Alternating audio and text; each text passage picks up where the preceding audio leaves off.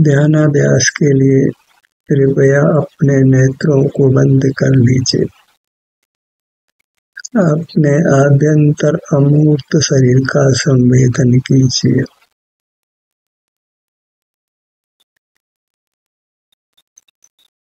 चुनाव दो के बीच में ही करना है कि आपको पदार्थों को जानते हुए रहना है या अपना अनुभव करना है।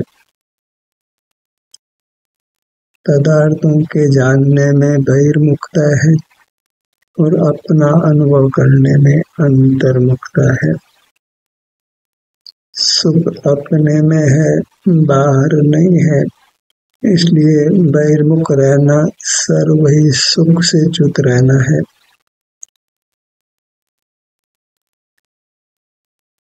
पल पल का हिसाब रखिए कि आप पदार्थों का ज्ञान करते हुए जी रहे हैं या स्वानुभव करते हुए जी रहे हैं। सुख का उपाय कर रहे हैं या दुख का उपाय कर रहे हैं। आपका अनुभव करते हुए रहना वह सुख का उपाय है। प्रतिपल हमने वही करना है। ज्ञान का आकर्षण बहुत है। पदार्थों को जानकर हम इच्छा की पूर्ति करते हैं।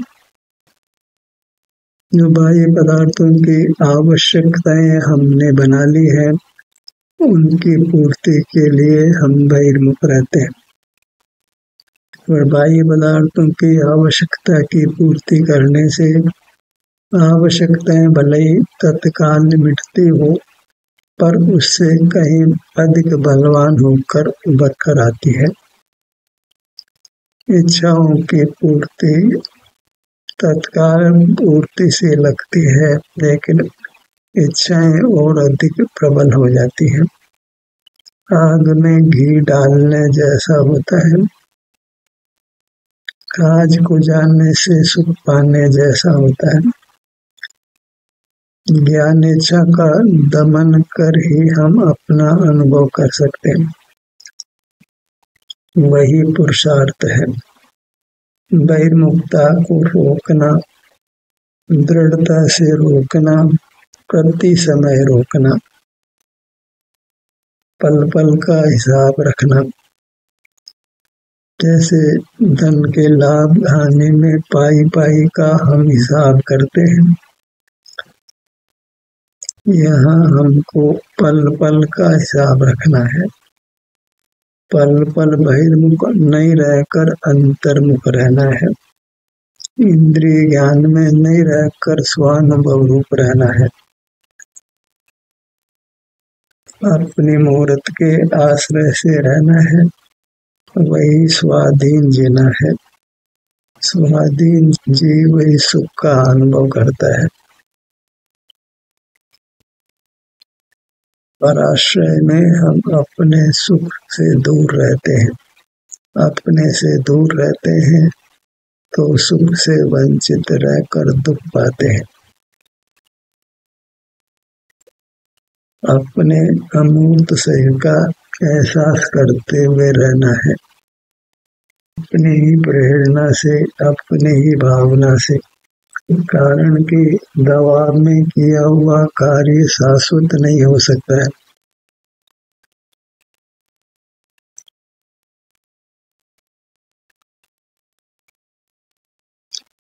अपनी मुद्रा का अनुभव करते हुए रहना है।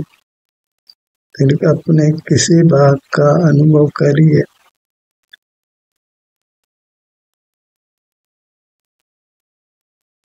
अपनी मूर्त की ही शरण है, उसके अनुभव की ही शरण है।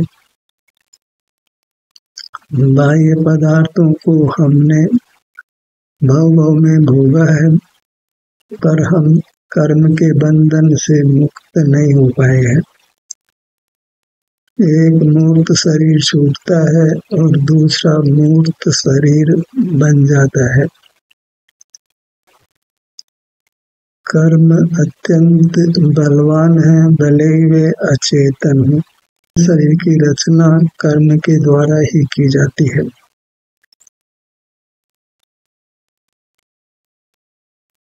ऐसी रचना जो विश्व के सारे वैज्ञानिक मिलकर भी नहीं कर सकते, और नाना प्रकार के शरीरों की रचना बुद्धकल कर्म के द्वारा की जाती है।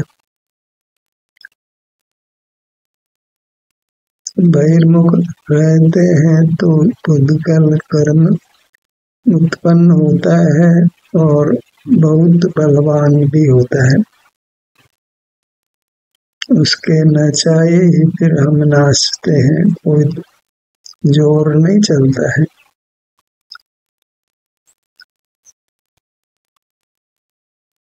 कर्म को पराजित करना है, सो बहिर्मुखता ही मूल कर्म है, उसको हमने पराजित करना है स्व संवेदन के द्वारा। बहिर्मुखता को पराजित किए बिना हम विजयी नहीं हो सकते। अपने ही सुख से वंचित रहते हैं, नाना प्रकार के दुखों को भोगते हैं।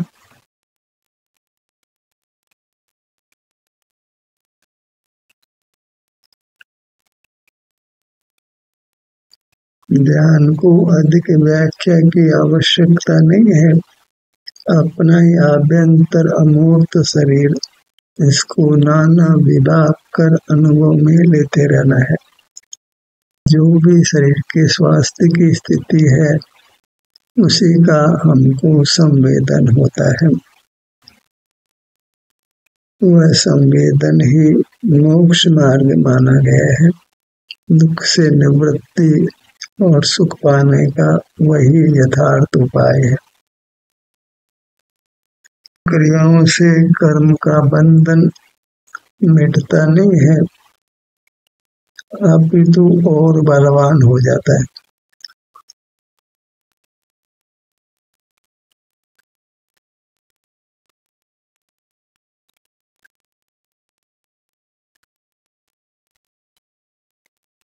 अपने मुखमंडल को लक्ष्य में लीजिए।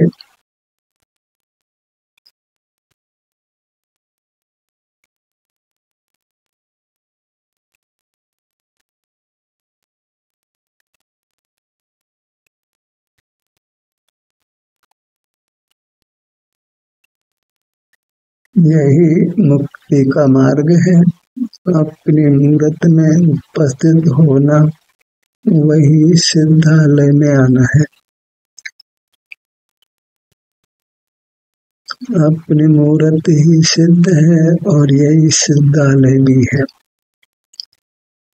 इसी में वृत्ति का निवास होने से अपना विस्तार ही सिद्धालय है, और अपनी वृत्ति ही स्वयं सिद्ध होती है।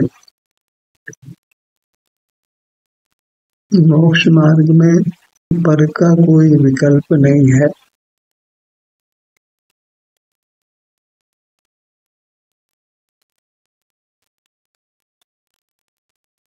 पर का कोई कार्य नहीं है।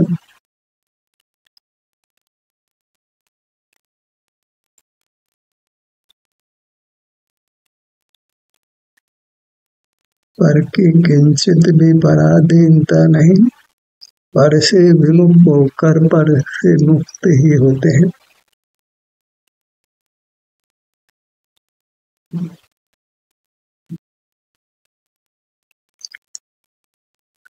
जगत से विमुख हो जाना ही कर्मों के बंधन से मुक्त होना है, दुख से मुक्त होना है। जगत की सम्मुखता में भले हमको कभी कदाचित विषय सुख मिले, मनोरंजन भी हो, पर उसका अंत विरस होता है।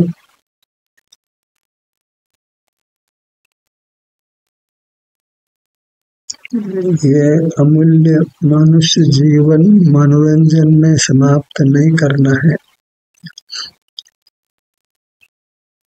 इंद्रिय सुख और मानसिक सुख के लिए इस उत्तम मनुष्य भाव को नहीं खोना है। हमें अपना शरीर स्वस्थ चाहिए, स्वाधीनता से बिना किसी बाह्य पदार्थ का आश्रय किए। शरीर के आश्रय से ही शरीर स्वस्थ रहता है।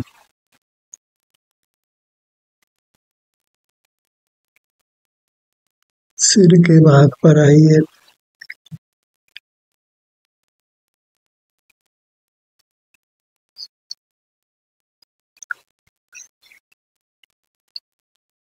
अपने विभिन्न भागों का आश्रय कर ही हम इंद्रियजयी होते हैं।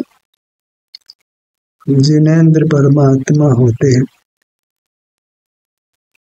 ये स्वानुभव का कार्य, अंतर में विचरण करने का कार्य परमात्मा पद को प्रकट करता है। ये स्वानुभव सिद्ध पर्यायों की खान है, अनंत सुख की खान है।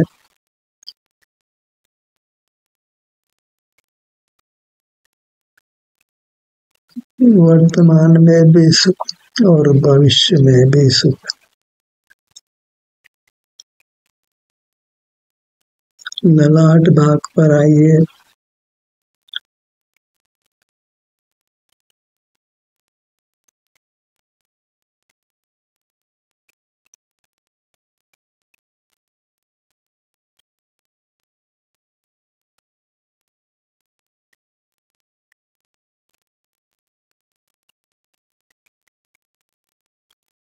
लोक में हम बहुत श्रम करते हैं, बहुत पुरुषार्थ भी करते हैं विषय सुख पाने के लिए, पर उसका अंत विरस ही होता है, दुखद ही होता है।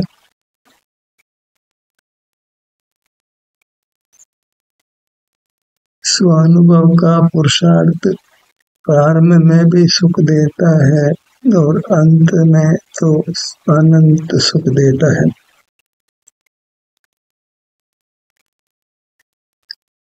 भ्रू मध्य पर आइए।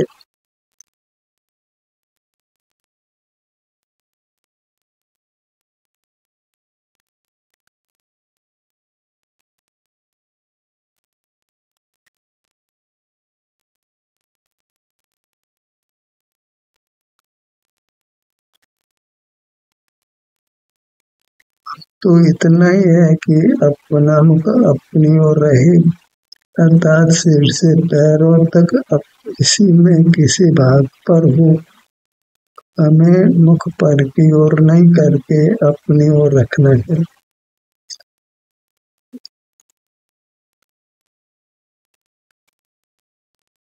पर की ओर देखना जानना परावलंबन है।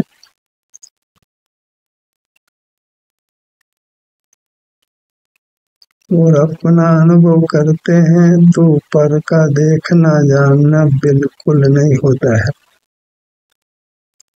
इंद्रियों के होते हुए हम इंद्रियातीत होते हैं। भौतिक सामग्री हो तो भी भौतिक सामग्री का अनुभव यथासंभव नहीं करना है।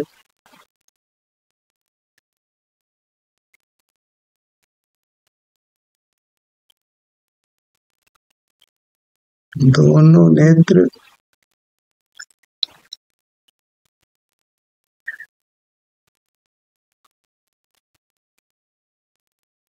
आपका कर्तव्य इसी में पूरा हो जाता है कि आप अपने ध्यान को अपने किसी भाग पर लाते हैं।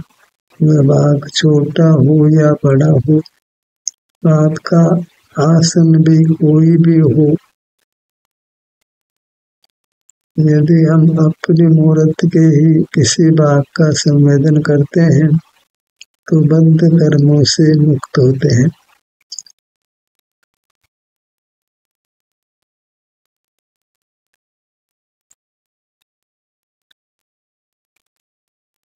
दाई आंख, दाई आंख।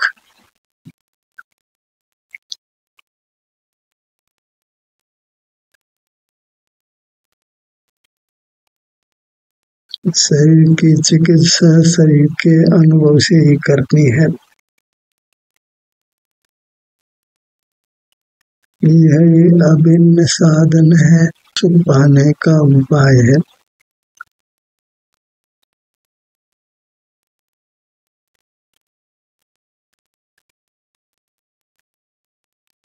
दोनों कान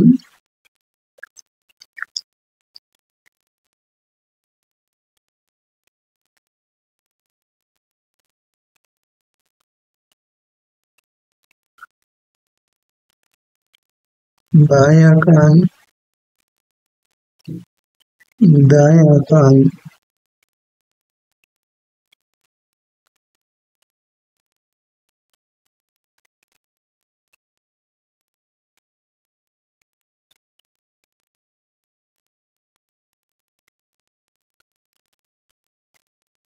नासिका,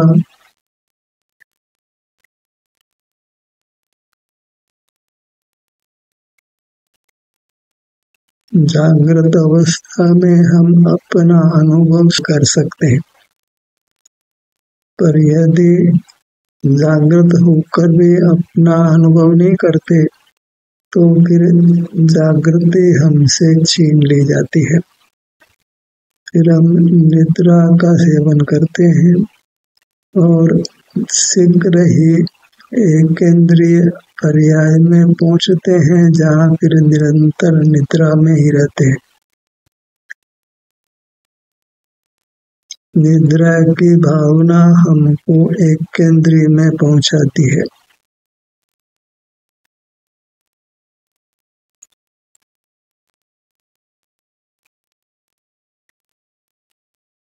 निद्रा की आवश्यकता नहीं हो, इसके लिए अपने सन्मुख रहिए। फिर कोई थकावट नहीं, कोई तनाव नहीं, शारीरिक और मानसिक विश्राम की स्थिति है। अपना अनुभव निरंतर करना है।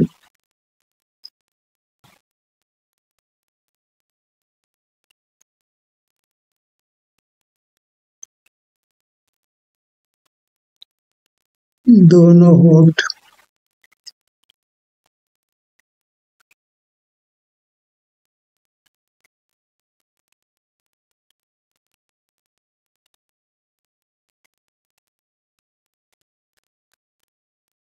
हमें विद्या से भी मुक्त होना है और लक्ष्मी से भी मुक्त होना है। इनका कुछ भी विश्वास नहीं करना है। ये आने जाने के स्वभाव वाली है।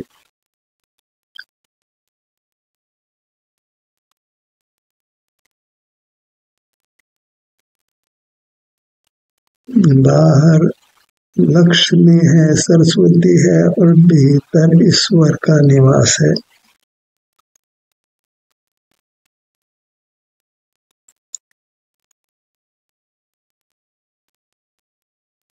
ईश्वर आनंदमयी है, असीम आनंद का देने वाला है।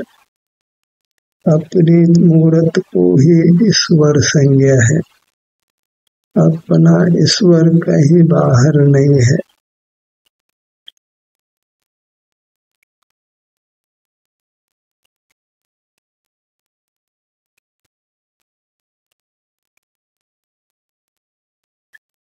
दोनों होठ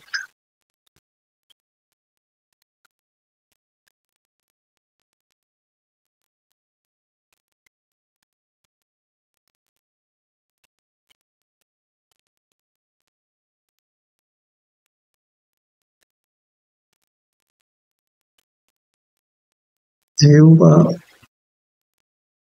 तालू, बायां गाल, दायां गाल, ठुड्डी, कंठ,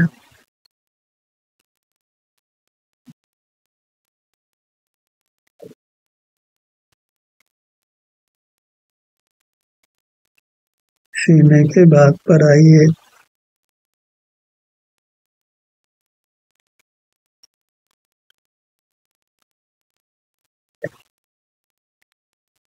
अपने किसी भाग पर आते हैं तो हम ज्ञान का तिरोभाव करते हैं और सुख का आविर्भाव करते हैं। ज्ञान बाहर के प्रति है और सुख अपना स्वरूप है।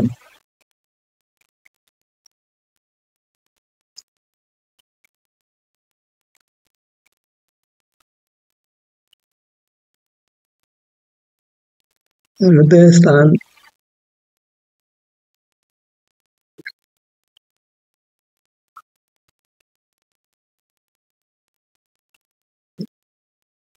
पेट, मध्य में नाभि स्थान,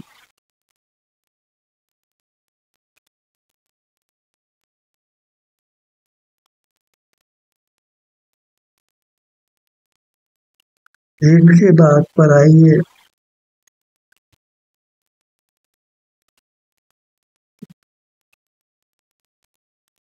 दाहिनी भुजा,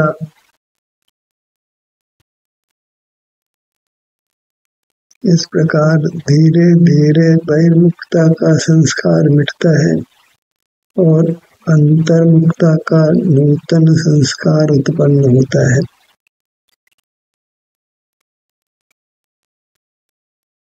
अंतर्मुखता का संस्कार ही हमको सुख देता है।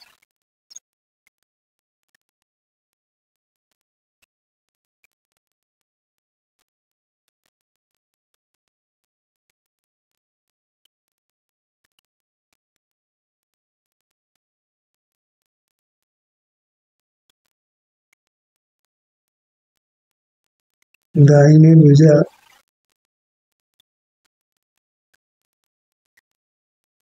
दाहिनी हथेली, पांचों उंगलियां, कोहनी, कंधा, बाई भुजा, बाई हथेली, कलाई, कोहनी, कंधा। बाहर की जानकारियां एकत्रित नहीं करना है।